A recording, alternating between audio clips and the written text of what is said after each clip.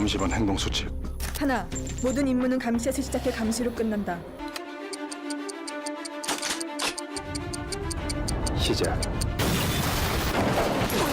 벌거롭고 단서없고 계획 똑 부러지시고 융합파야? 13시 정각 동물원 개장. 이번 출구에서 출발하시고 다람쥐 두더지가 백업해. 카메라 설치 들어갑니다.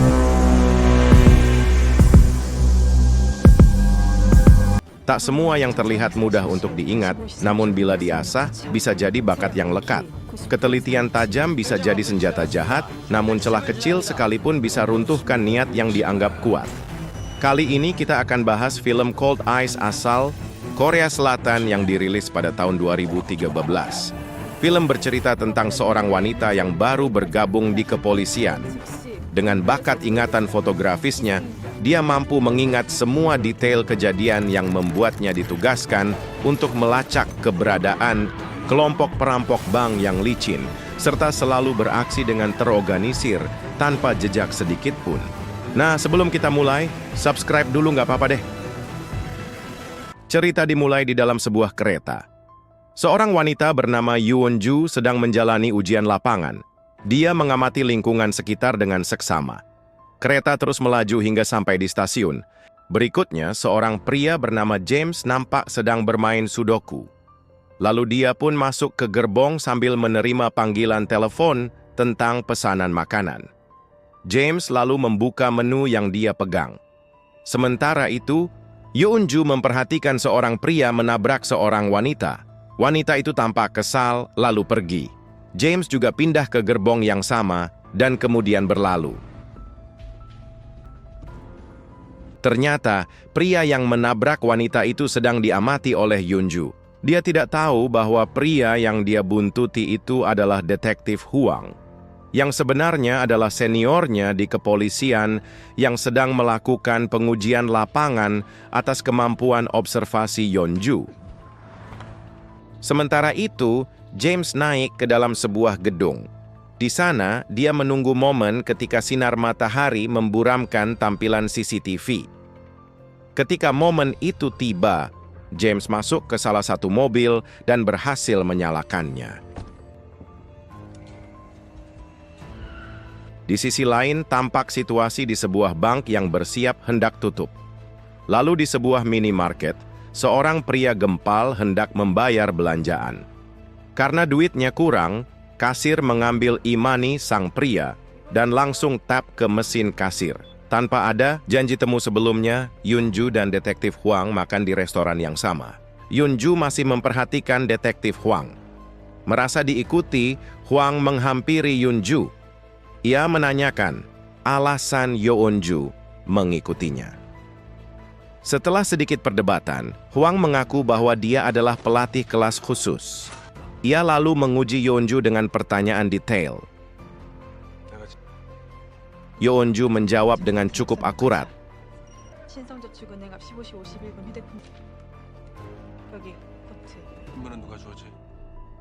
Tapi dia tidak bisa mengingat siapa yang mengambil koran milik Hwang. Hwang lalu memintanya menutup mata dan fokus mengingat. Akhirnya, Yeon-ju berhasil mengidentifikasi orang tersebut. Hwang berkata bahwa dia butuh seseorang yang mampu memperhatikan hal-hal kecil. Yeon-ju lulus ujian tersebut. Ia pun mendapatkan petunjuk baru dari detektif Hwang. Sementara James berada di rooftop gedung dan mulai mengamati gedung bank di depannya. Di bawah, beberapa orang menerima instruksi darinya. Sebuah mobil berisi pria-pria bersenjata bersiap. James memakai earphone. Lalu saat waktunya tiba, mobil yang dia naiki sebelumnya meledak. Kepanikan pun terjadi. Petugas pemadam kebakaran datang, dan di tengah kekacauan itu, orang-orang dari mobil masuk ke dalam bank. Rupanya kekacauan itu adalah pengalih perhatian agar para perampok leluasa masuk ke bank. Mereka menyerang para pegawai dan nasabah, lalu merampok uang.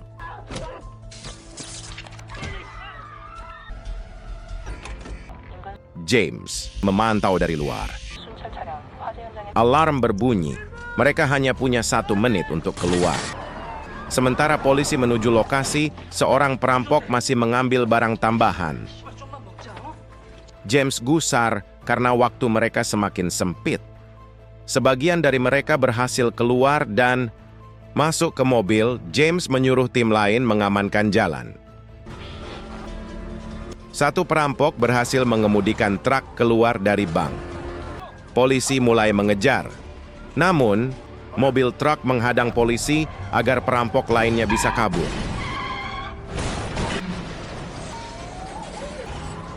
Akhirnya mereka berhasil lolos. James menyelesaikan tugasnya dan pergi. Malam harinya, James bertemu kembali dengan kelompok perampok. Begitu tiba, dia langsung menghajar salah satu dari mereka secara brutal. Setelah mengikat dengan lakban, James mengambil suar dan membakar mobil mereka. James memperingatkan kelompok itu akan akibat bila mereka melenceng dari rencana. Dia berkata, siapapun yang menghambat mereka harus disingkirkan. Tanpa banyak kata, salah satu pria yang berniat mengambil uang tanpa izin pun menyerahkan koper berisi uang yang diambilnya. James kemudian menemui seorang pria tukang semir sepatu yang ternyata adalah penghubung dengan atasan James yang misterius. James menyerahkan kunci koper yang kemudian digunakan oleh orang lain untuk mengambil barang dan memberinya misi selanjutnya.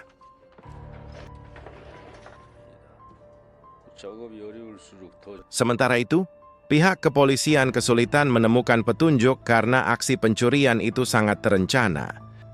Detektif Huang masih terus menelusuri petunjuk dari CCTV. Akhirnya, mereka mengenali wajah pengemudi truk dari perampokan. Wajah itu terlihat jelas ketika pria tersebut masuk ke minimarket. Yunju pun resmi bergabung dengan unit khusus. Dia diperkenalkan kepada Direktur Lee dan rekan-rekan lainnya. Uniknya, mereka menggunakan kode nama binatang untuk berkomunikasi. Dan di unit khusus itu, Yunju mendapat julukan aneh, yaitu bunga babi. Mereka kemudian menjalankan misi untuk mengungkap jaringan pencurian bank. Para anggota menyamar jadi warga biasa dan mereka bergerak mengamati lingkungan.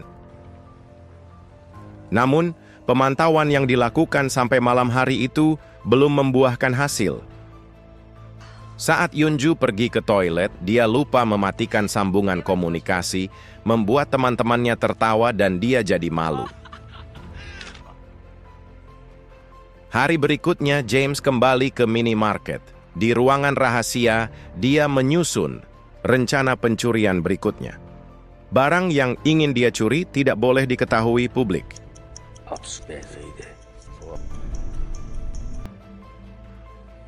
Malam harinya, James dan timnya memadamkan listrik di sebuah gedung. Mereka berhasil mencuri dokumen, lalu kabur sebelum listrik menyala kembali. Tapi James sadar dia sedang diawasi. Ia lalu mencari si pengamat dan menghajarnya.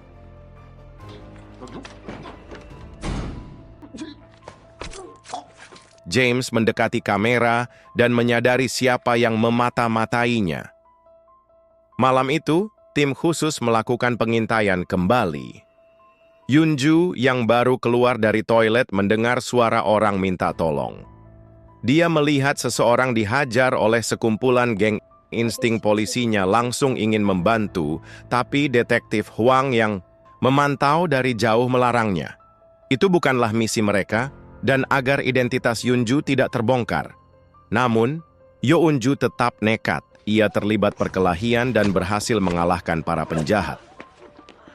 Detektif Huang pun akhirnya ikut turun tangan. Setelahnya, Detektif Huang marah besar. Ia menegaskan bahwa sebagai agen khusus, Younju dilarang mengungkap identitasnya, bahkan saat melihat seseorang terbunuh sekalipun. Jika dia tidak bisa mematuhi aturan, maka dia tidak dibutuhkan lagi dalam tim. Sementara itu, James kembali menemui tukang semir. Ia mengatakan bahwa ini adalah tugas terakhirnya. Namun, saat dia masuk ke mobil, seseorang menyerangnya. James melawan dan bahkan menabrakkan mobilnya agar bisa menang. Setelah menang, dia kembali dan mengambil koper berisi misi terakhir. James lalu menerima telepon dari seseorang yang akan membuatkan paspor ilegal. Ia berniat kabur ke luar negeri. Hari berganti. Detektif Huang dan timnya bersiap. Yeonju datang terlambat dan meminta maaf. Ia diterima kembali dan mereka menjalankan strategi baru. Namun, mereka masih belum menemukan petunjuk. Sampai akhirnya, Yeonju menyarankan untuk menyelidiki area yang tidak memiliki CCTV. Huang setuju dan mereka pun menuju lokasi. Kali ini Yeonju diperbolehkan ikut turun ke lapangan. Ia semangat dan mendapat semangat dari rekan-rekannya. Yeonju melihat seorang pria yang mencurigakan dan mulai mengikutinya. Tim lain menyusun formasi. Saat mereka hampir mendekati target, terjadi gangguan yang membuat wajah pria itu tidak terlihat jelas. Namun, Yeonju terus mengikutinya hingga ke sebuah minimarket. Salah satu agen yang menyamar sebagai kasir berhasil memastikan bahwa pria itu memang target mereka. Pria tersebut kini dalam jangkauan, dan dia melanjutkan perjalanan menuju tempat tinggalnya. Yeonju masih mengikuti targetnya. Dia berdiri di depan lift, memperhatikan setiap gerak-gerik pria yang mereka selidiki. Pria itu tampak bingung saat melihat Yeonju dan bertanya siapa dia. Yeonju sempat mengira dirinya sudah ketahuan, namun ternyata pria itu menyangka Yeonju adalah wanita yang ada di gambar selebaran promosi PSK yang didapatnya dari kedai kopi. Yeonju menjawab bukan, lalu mereka pun masuk ke dalam lift bersama. Selama di dalam lift, pria itu tak berhenti menatap Yeonju dengan pandangan penuh nafsu. Saat pria itu keluar di lantai tujuannya, Yeonju sengaja menjatuhkan koin untuk mengetahui kemana arah pria tersebut tinggal. Setelah berhasil mendapatkan informasi, Yeonju menyerahkan tugasnya pada rekan yang lain. Dia kembali ke mobil dan melapor ke detektif Huang, yang tampak puas dengan kinerjanya. Kini rekan lain mengambil sidik jari pria tersebut dan menyematkan kamera CCTV di depan tempat tinggalnya. Sementara itu, James berada di lokasi berbeda, menghitung berapa lama waktu yang dibutuhkan untuk mencuri sesuatu. Setelah rencana siap, James menghubungi rekan-rekannya. Target mereka kali ini adalah membobol pasar saham. Tugas James adalah membobol server perusahaan tersebut. Sedangkan Yeonju dan detektif Huang memantau CCTV yang dipasang sebelumnya, namun belum menemukan hasil apapun. Di sisi lain, detektif Huang dan direktur Lee menyelidiki apartemen tempat terjadinya pembunuhan sadis. Tak ada bukti pelaku, namun mereka menemukan tripod dan tahu bahwa korban sering memotret dari jendela. Diduga, korban sempat melihat sesuatu di atap gedung. Sementara itu, Yeonju memeriksa tempat pembuangan sampah, memastikan tidak ada yang membuang barang milik pria yang diselidiki. Di sana, mereka menemukan potongan kertas sobekan yang jika disusun membentuk teka-teki mirip sudoku, tapi jawabannya salah. Setelah diselidiki lebih dalam, angka-angka tersebut ternyata merujuk pada IP address perusahaan saham. Hari berganti. Pria yang mereka selidiki kini naik taksi menuju pabrik. Tim lainnya mengikuti dan mengamati dari kejauhan.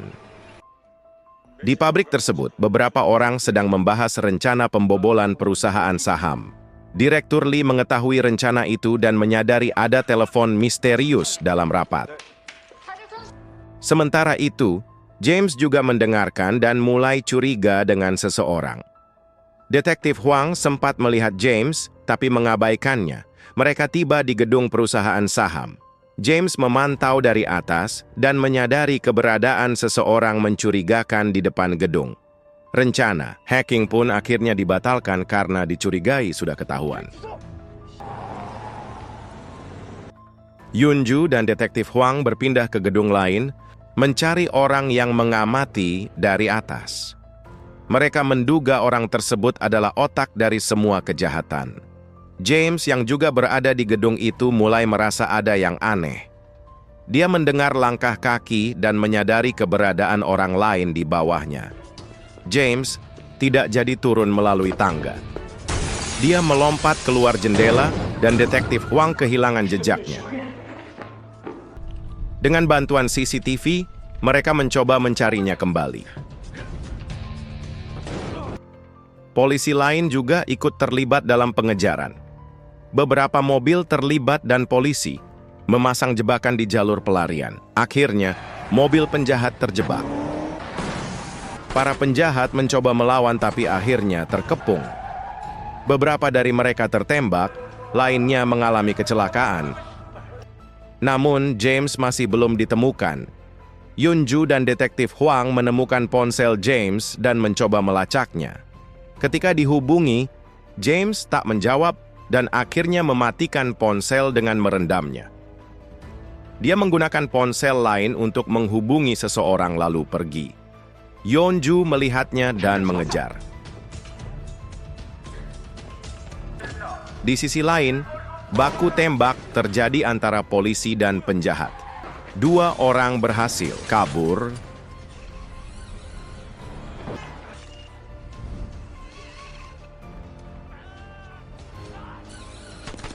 Lainnya tertangkap atau terluka.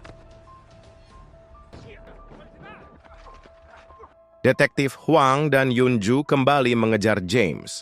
Namun James sadar dirinya sedang dibuntuti. Kini, Yeonju bertugas membuntuti James sendirian. Seorang rekan menyamar sebagai polisi dan mencoba meminta identitas James. Tapi James tampaknya menyadari jebakan itu. Rekan mereka tiba-tiba terkulai, membuat semua orang panik. Yeonju dan detektif Huang segera mendekat, namun James berhasil melarikan diri. Yunju diperintahkan mengejar James, tapi dia lebih memilih menolong rekannya yang terluka. Detektif Huang pun akhirnya mengambil alih pengejaran. Sayangnya, mereka kehilangan jejak. James Yunju merasa bersalah dan mereka pergi ke rumah sakit. Sayangnya, nyawa sang rekan tidak tertolong.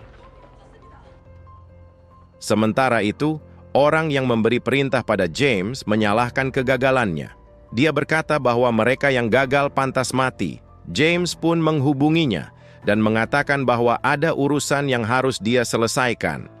Rupanya, James menyerbu markas assassin itu. Dia menghajar para pengawal satu persatu hingga akhirnya membunuh pria yang selama ini memberinya misi, yaitu si tukang semir sepatu. Di sisi lain, detektif Huang dan tim terus mencari informasi tentang James. Tapi James seolah mengetahui semua posisi kamera, membuatnya sulit dilacak. Esoknya, Yeonju mendapat telepon, tapi dia abaikan. Dia mulai mengingat sosok James dan sadar pernah melihatnya saat tes pertama kali di kereta.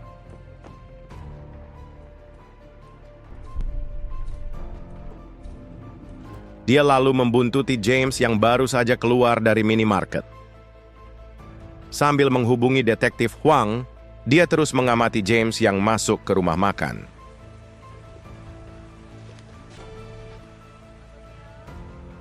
Di tempat itu, James mengambil paspor dan senjata. Saat Yunju hendak pergi, James menghampirinya dan bertanya apakah mereka pernah bertemu. Yunju menyangkal.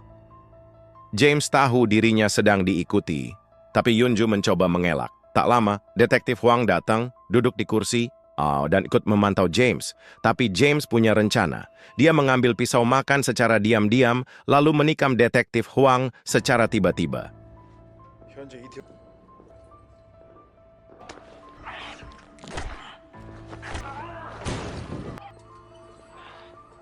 Yunju berteriak panik, sementara James kabur. Detektif Huang masih sempat memerintahkan Yunju untuk mengejarnya. Di tengah hujan deras, Yunju kehilangan pandangan. James lolos dari penglihatannya, membuatnya frustasi. Setelah hujan reda, dia kembali melihat James dan mengejarnya. Kini tim medis menangani detektif Huang dan Direktur Lee serta tim lainnya mencoba menjangkau James. Namun James menyadari dirinya dibuntuti. Dia masuk ke kereta dan Yunju yang ponselnya tertinggal meminjam ponsel orang lain. Yunju masuk ke sebuah lorong dan menghubungi tim, tapi suara tidak jelas. Detektif Huang menduga James berada di sisi lain stasiun.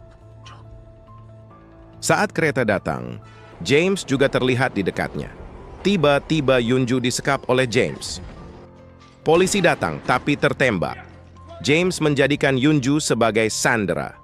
Saat kereta berikutnya tiba, Yunju menyerang. James pun melompat kabur setelah kereta melintas. Ia dikejar, dan di ujung lorong, detektif Huang sudah menunggunya. James berbalik dan mencoba menyerang detektif Huang lagi, namun kali ini detektif Huang menembaknya. Peluru mengenainya, dan James pun tumbang. Detektif Huang selamat karena kereta melintas. Di jalur yang berbeda, Yunju memberi kabar bahwa James sudah tertangkap. Misi mereka kini selesai. Otak di balik kejahatan akhirnya tertangkap. Beberapa hari kemudian, Yunju mengenakan seragam kepolisian bersama rekan-rekannya, memberi penghormatan terakhir untuk rekan mereka yang gugur dalam tugas. Waktu terus berjalan. Di tempat berbeda, sebuah kereta tiba. Seorang pria membawa tas besar turun dari sana. Rupanya dia adalah target selanjutnya. Yunju dan timnya kembali bekerja. Mereka menyelidiki pria itu, yang ternyata sering ditemui James di luar negeri. Kini, misi baru dimulai dan cerita pun berakhir. Gimana, seru kan filmnya? Jangan lupa klik like, share, dan subscribe channel ini agar tak ketinggalan kisah film seru lainnya. Sampai jumpa.